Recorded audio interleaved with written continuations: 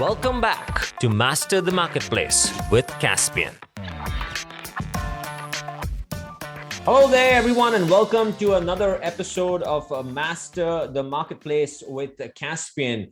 You know, when we talk about e-commerce, we typically talk about B2C, and that is really what the world knows about when it comes to e-commerce. But people forget that there's a completely different market out there that is a multi-trillion-dollar global opportunity when it comes to B2B commerce. And today, that's exactly what our topic is going to be about. And we've got an expert in the industry, and I'm not going to do justice on telling you more about who he is and his background. So let's just welcome Brian Beck to the show. Brian, welcome. Good, great to be here. Thanks for having me. I'm excited to talk about this. I'm so passionate about B2B e-commerce. So I'm thrilled to be here and looking forward to our conversation. Fantastic. So Brian, to get started, why don't we just talk about you, your background, maybe give us a little history on, how you got excited about e-commerce as a whole, and then specifically B2B. Sure, Kunal. This just makes me sound old when I go through this, but I'd be happy to talk a little bit about it. So I've been in the e-commerce field for over 2 decades, about 22 years. I started in 1999. Wow. Boy, I've seen and lived through a lot of things. I spent the first 17 years of my career as an e-commerce executive at B2C companies. So I was running e-commerce for companies like Harbor Freight Tools and PacSun, if anyone knows Pacific Sunwear, and other companies like that, some early stage companies. And gosh, we learned a lot through those years, right? Of B2C, we tried a lot of things. This was all unprecedented. And I got into the B2B e-commerce field about 5 years ago. And I like to say, Kunal, it makes me feel young because B2B e-commerce is so far behind where B2C is. Right. Makes me feel like I'm 15 years in the past. But the fact of the matter is the opportunity is huge. And B2B e-commerce is already 2.5 times the size of B2C. It's incredible. And most people, as you mentioned, don't even know it. So it's a great place to be. I'm excited to be where I am in my career. That's awesome. And if you don't mind me asking, what wakes you up in the morning when it comes to e-commerce specifically? What about that industry is exciting to you? Well, a couple things. I mean, number one, it's the fact that the opportunity transcends so many places for B2B companies. And it transcends both sort of the revenue side, but also importantly, it's about how business buyers want to research, how the company can become more efficient when they deliver a great digital experience to their customers, about efficiencies in the organization. There can be so many places where the organization can become better. And it's driven by these buyers who are today, these are digital natives in the B2B world now. 75% of the buyers in B2B buying roles within 2 years are going to be millennials. Millennials are Amazon and digital natives. So what gets me psyched about this, Kunal, is that it's really more about not the best practices. Like 15, 20 years ago, we were trying to figure out how the heck to do e-commerce, all the basics. The best practices are there. It's about applying them to businesses and helping the leadership understand what those opportunities look like. And so that's what gets me up and gets me excited, is talking to these leaders and helping them learn. And they want to learn now, particularly post-COVID. So it's a fun and exciting time to be in this industry. I agree. I'm with you completely. Now, Brian, you've literally written the book on B2B commerce, the Billion Dollar B2B Ecommerce. That's the name of the book. There you go. Perfect. Yeah. So maybe tell us a little more. What was the motivation to put this book out there? I know there's so many books on B2C, but a great niche here, and I'm so glad someone has really come out with literally the Bible at some level. So tell me more about the book. What was the motivation here? Well, again, thanks for mentioning that. And yeah, it was interesting when I first got into B2B, because to your point, there's been so much written about e-commerce that's really consumer focused, right? I mean, a lot of these things were my go-to resources back in the day. And when I got into the B2B side, I was looking for a similar thing, a resource, because I would get asked by my clients, what can I read? How can I get sort of a base level understanding of what's required to do e-commerce? And I didn't find anything. So, I'm crazy. I said, gosh, I've never written a book before. So I said, let me go write a book, because I had all these articles, right? I'd posted on LinkedIn and people were responding to them. I said, I'll just put my articles together and write a book. Yeah, it's not that easy. So it took me 4 years. This bad boy it's 400 pages long, but I have 35 case studies in here I interviewed probably 100 plus companies in B2B. I have folks who have been successful in B2B e-commerce who are generating half of their revenue now from e-commerce channels. In profile in this book, I talk about a lot of the principles that are necessary to get to that point. And it starts with leadership. It starts with some basic things you wouldn't think you would start with. It's not technology. It's about process and leadership and sales team alignment, things like that are really the keys. What I found in interviewing all these companies and from my own experience, it's those things which are the places to start. And so I wrote the book as a resource because nothing existed. And now, I'm blessed to have a lot of folks reading it and to be on wonderful podcasts like this one, Kunal. Again, thank you to share some of the findings. So Brian, tell us a little more, right? Like, I'm a company, I've traditionally sold on B2C, that's my default channel. I go onto Amazon, I go onto my own website, maybe diversify into Walmart. How should a company now think about diversifying into B2B? What should be the steps that they take? Maybe just outline that for us. Sure. Well, it depends on, really the first step is understanding your customer and understand. So if you have sort of a consumer aspect to your business, if you're looking to introduce B2B, right. There's also so many. One of the things, by the way, Kunal, I love about B2B is there's so many different aspects to it. The industry is enormous. And, you can be a consumer packaged goods company. You can be a traditional. I work a lot with sort of traditional industrial companies and medical companies and people like that. But even if you're a brand that's selling consumer products in fashion or beauty or whatever, there's a whole aspect of B2B that is becoming digitized. So where should you start? It's really about understanding that traditional B2B customer and understanding what they need in the buying process, because there's a lot of similarities to B2C, but there's also a lot of differences because those business buyers they're buying for different reasons. They're buying for their job. And that's fundamentally a different set of motivations than if you're a consumer. And so when you think about B2B e-commerce and success and the case studies of success in my book, it's all about starting all the way back with the customer and making sure you have the right leadership alignment behind your effort.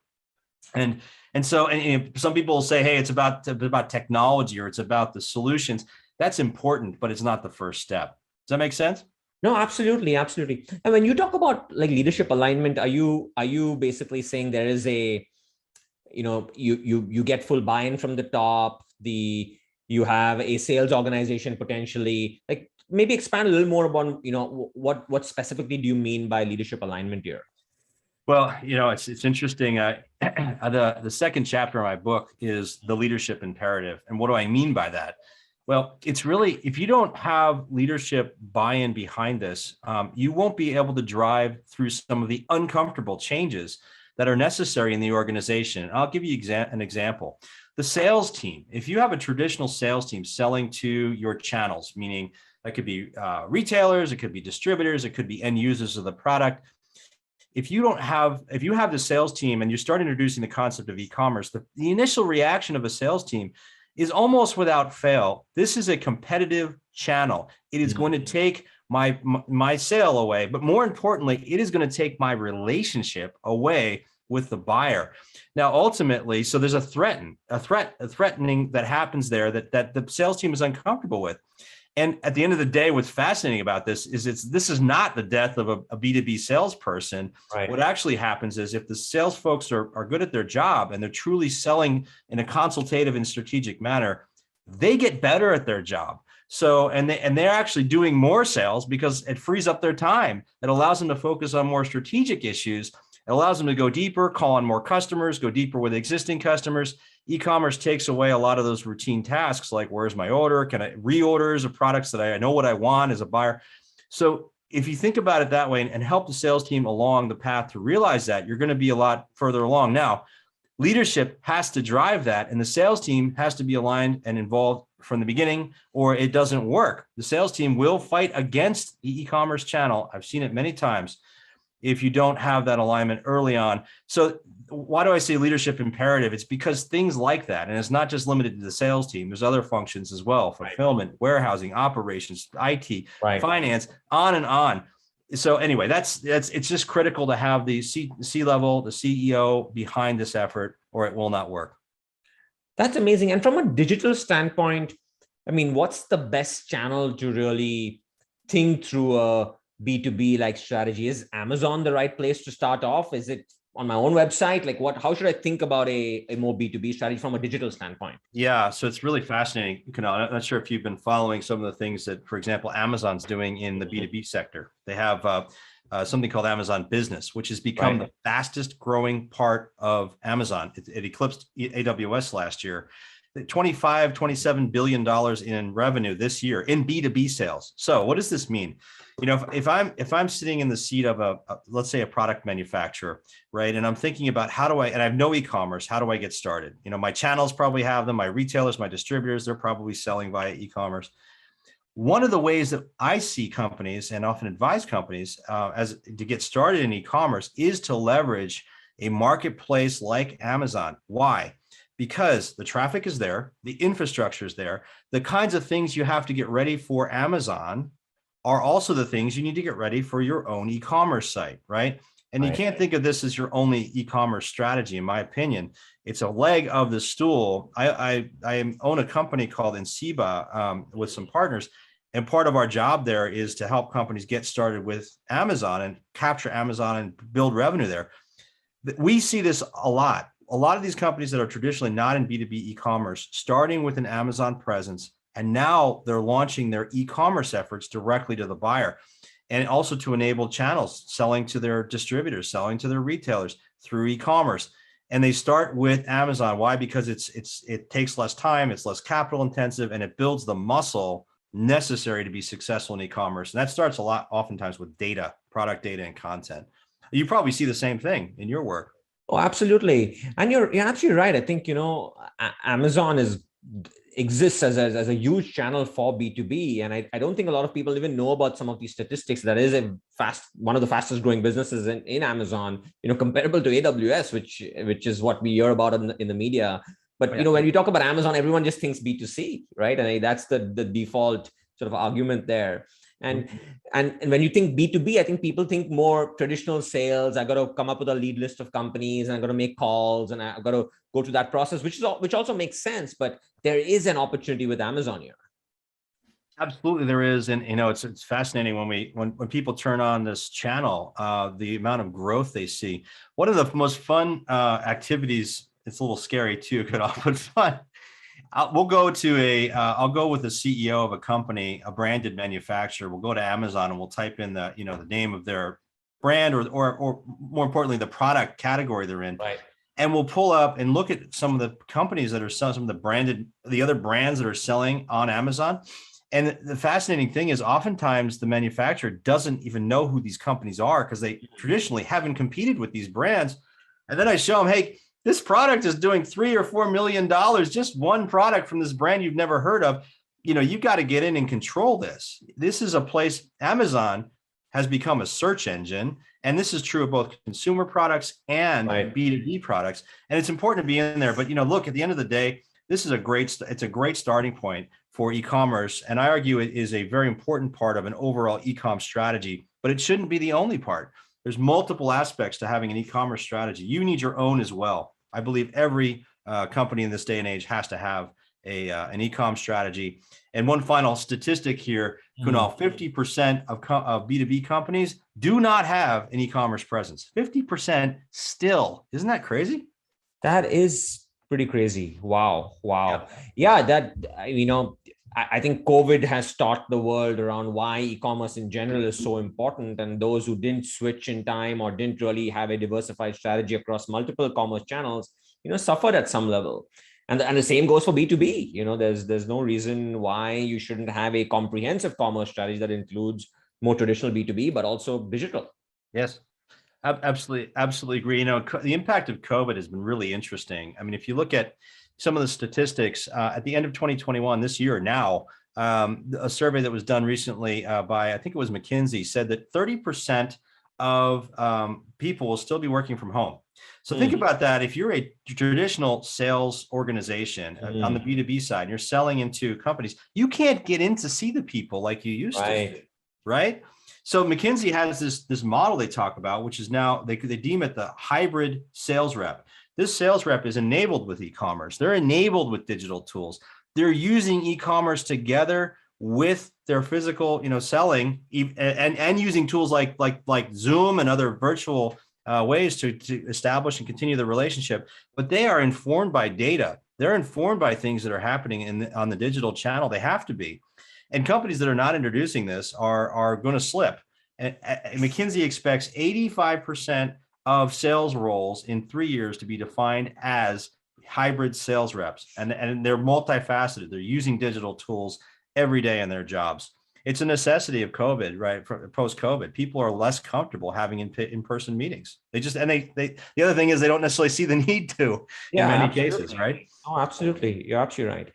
Now, Brian, outside of, Amazon, we certainly talked about that. And when it comes to traditional B2C commerce, people think diversified, Amazon, my own website, maybe other marketplaces like Walmart, I got to go international.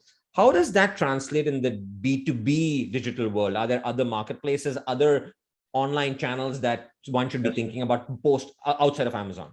Yeah, great question. So absolutely. So the world, I think about it, to your point, in the context of B2C, right? You look at how things have changed, and I like to call it the sort of the age of transparency. And this happened in consumer. What do I mean by that? The end buyer, the consumer today, has more power than they ever have had in the past. They have more channels to buy from, more pricing transparency. They can buy online, offline. They can buy from lots of different sellers. They can find the price they want. Think about car buying, right? How transparent that's become. Yeah. So that dynamic is here in B2B, and it's happening across industries. So if we think about the traditional sort of buying, selling process in B2B, a manufacturer made a product, sold it to a distributor, retailer, dealer, whatever you want to call them, a reseller, and that reseller sold it to the end user, the ultimate customer. Well, that's all messed up now, right? So that's been all disrupted. The manufacturer is now selling direct to the end buyer. All those traditional distributors have digitized. They have e-commerce, not all, many of them. You have pure play marketplaces coming out. You have Amazon. The pure play, we're seeing the emergence of pure play vertical marketplaces in product categories like chemicals and metal and automotive and building materials. There are companies now doing hundreds of millions of dollars that focus on marketplace model just for a specific industry like building materials. So it's changing rapidly for these folks. And so I think the whole paradigm in B2C is here in B2B. It is the age of transparency in B2B, as well as, of course, B2C, which has been there for some time. And do you think that translates internationally? Are you seeing growth there in other countries that are maybe adopting to even B2C commerce now? But what's the B2B story digitally internationally? Absolutely. In fact, in some ways, the EU is ahead of the US in terms of adoption. I have a number of clients based in Europe, and these folks are they're involved with e-commerce even at a different level. Their penetration to e-commerce to total revenue is higher than many of their US counterparts. Asia as well. I'm seeing some of that happen in Asia as well. So I think, and if you look at some of these vertical marketplaces and some of these enablers, the software companies that are emerging, that are getting a lot of funding, some of them, a good number of them are not coming from the US. Some of these, that building materials marketplace I was referring to, they're based in India. I mean, these companies are all over the place. And so this is not a North American phenomenon. This is something that's happening globally and at different rates, of course, but it depends market by market, but a lot of this innovation is happening across the world. Right. I can imagine. Now, one of the things, people are used to at, say, Amazon is I got to drive traffic to my listings, and I can do that on the platform through sponsored ads and also from off the platform through Google ads, etc. How does that translate to the more B2B side? Is it the same? Is there different tools? Like, how should someone on the B2B side think about, acquisition of traffic? Great question. It's funny. We just did a study. I'm going to release a white paper about it, talking about the consumer tactics that can be used in B2B. And one of the big areas was acquisition. We talked about digital marketing. We surveyed companies. Over 100 distributors and manufacturers respond to this. And these are all in the B2B. These are straight B2B companies, right? Traditional. What works in B2B that works in B2C, right? And what we found is that a lot of the same tactics do work. So Google, certainly. Email, absolutely. Social media, the jury's still out a bit on social media, quite honestly. The B2B companies, they all seem to have programs. A lot of them have programs, but they have a hard time measuring the return on investment, as do consumer companies. I live this. But a lot of the same tactics will apply and work. What's interesting is that a lot of the B2B companies, they take longer for that to realize a return because they kind of figure it out, right? So it takes longer than the B2C companies in terms of getting a return on investment. And they're also more reticent, for example, to email as much as B2C companies. You know, B2C companies, you're getting 5 emails a week this time of year, or maybe 7 or 10. Right. But if you're a B2B company, many of them are emailing their customers once a month, once every 6 weeks. It's a very different cadence. In fact, I have in my book, I have a whole section, a whole chapter on marketing and acquisition. And I talk about how these principles apply and how companies are using them. Those that use them and bring these acquisition tools into play are winning. They're winning market share. And if they have a great e-com site, they're also ranking well in Google for SEO and acquiring new customers through this. And this is not just big companies, Kunal. This is smaller distributors, smaller manufacturers as well, winning new customers through Google every day. I have a great study from a small distributor in the book that talks about how they're winning 3 to 5 new customers a week by being in Google SEO, being well ranked in Google for terms in a very competitive category. So there you go. It works. I love it. I love it. You've got case studies. That's always good. Now, one argument, people always have against Amazon is, hey, but I don't own the customer. Right. And, Amazon owns the customer and I don't have that relationship with the customer. And then someone on the B2B side is going to come and say, well, it's even more important for me to own the customer in the B2B relationship. It's a closed knit relationship. I've got to nurture that relationship. How would you respond to some of those arguments? Yeah, it comes up all the time when we're talking about, this dynamic in Amazon business and Amazon in general. So I think that the question here is number one, let's think about Amazon as a search engine. So if you're not present, that revenue is either going to a competing product, or they're not buying necessarily at all, right? So, but in many cases, it's going to another product that's not owned by you. So if you think about staying relevant, staying in front of your customer, I think there's a sort of an existential layer here as B2B buyers shift and consumers have shifted their product search. 70% of product search now starting on Amazon. As they shift there's that existential layer. Now, 2, if you're a manufacturer or a brand and your product stands on its own, that's what you differentiate on. That's your, that is, you're the best in the world at making whatever, frying pan, industrial, pneumatic air drill, whatever it is. If you're best in the world at that, Amazon is, in my opinion, simply a change in channels. Do your distributors, do your retailers let you own their customers? I don't think so. So Amazon is an evolution of that model. Now, if you're a distributor, retailer, dealer, et cetera, you better be darn sure that you are adding value to your end customer, because a lot of the transactional volumes that occur in Amazon, that they're pursuing that volume and they're pursuing it from you. So you have to think about, if you're a distributor or a retailer or dealer, what is your strategy with Amazon? I argue they should be there. I argue that it's a great place to sell a private label product. And I argue it's a great place to make sure you're staying on top of what Amazon's doing, because they're setting the bar for everybody, right? So I think there's an Amazon strategy. You can't ignore Amazon. You can't. Yeah. And I keep saying that to a lot of small businesses that we work with as well, who always think about, Amazon being this big behemoth, evil empire out there against small businesses. And I sort of disagree with some of that sentiment, right? Which is, really it's the way of the future.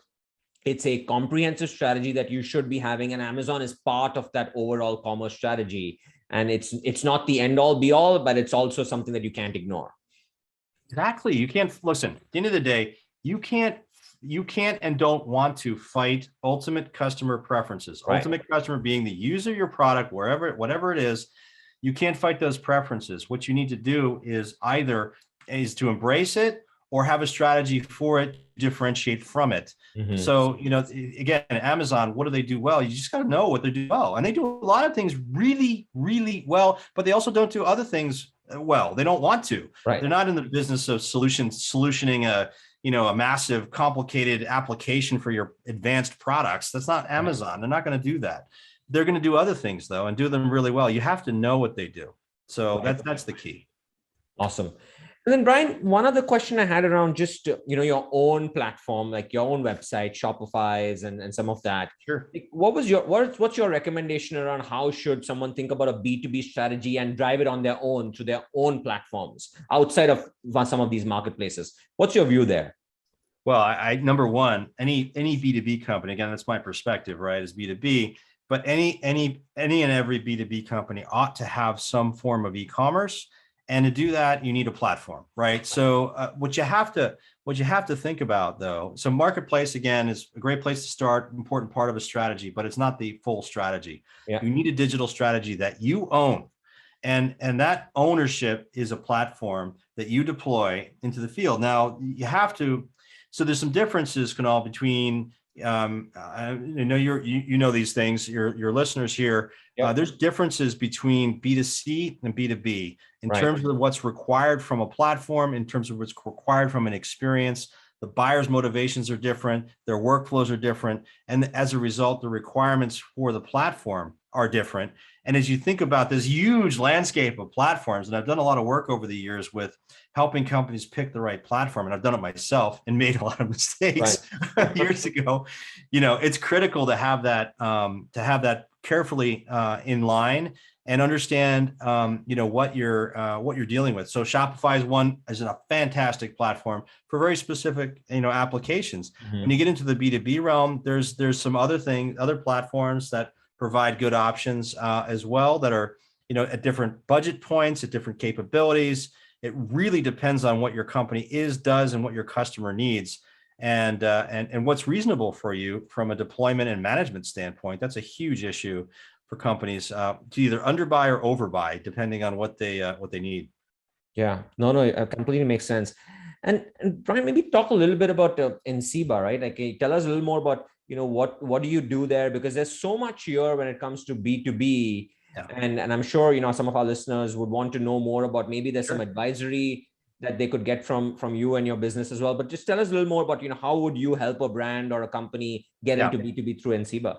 So we focus on, Enceiba focuses specifically on manufacturers that have a B2B legacy. So meaning that they focus in and around, differentiating on product, as I was describing. That's their core competency is product. And they've sold to distribution or maybe to retail for many years. A lot of our clients are industrial companies, medical companies, office product companies, furniture companies, but they tend to be mid-size and some very, very large companies that are trying to figure out Amazon. And so we help them from a strategic standpoint. What's the right approach? How should you sell? There's different ways to sell on Amazon. It's not all or nothing. Right. And so we help them figure that out, and then we execute the program for them. So we actually get in and act as their outsourced Amazon department to help them grow the program in terms of content, advertising management, operational support, brand management, all those things. We get in and help them do that. So it's a real value add for these companies that don't have a lot of internal or legacy knowledge about Amazon or even e-commerce for that matter. So that's that's what we do. Got it. So it's not only strategic advice, but you also do the execution. You take over the account, you'll manage it for them. That's great. Yeah. And as far as I know, we're the only company in the industry that focuses on B2B and manufacturers specifically. So so that's our sweet spot. Yep. Yeah. There are not too many companies out there that's focused a lot on B2B. Right. And that's why I started off this conversation saying, I think you guys have probably written the book, and you're the company in this space, because we only hear a lot about B2C, and that's really what Amazon is, right? And so it's really good. So Brian, for people listening, what's the best way for them to get in touch with you? How should they, give us some information on how do they get in touch with Yeah, you. great. Thanks. I'd love to talk to some of your listeners. So a couple things. They can email me at Brian, Brian, at Enceiba, Enceiba, B as in boy, A.com, Enceiba.com, Brian with an I. You can also, if you put it, you can also look at our website, which is Enceiba.com. Mm-hmm. And then, of course, my book, you can find on Amazon. They print it on demand, Kunal. It's pretty awesome. They get it to people in like 2 days. You can put a .com at the end of my book's name. So Billion Dollar B2B Ecommerce.com. And you can find out more information on the web and order a copy there. So yeah, welcome you guys to check it out. There's a whole chapter in there, by the way, on Amazon, chapter 7, about what they're doing in B2B. So I love it. Brian, thank you again so much for being on the show.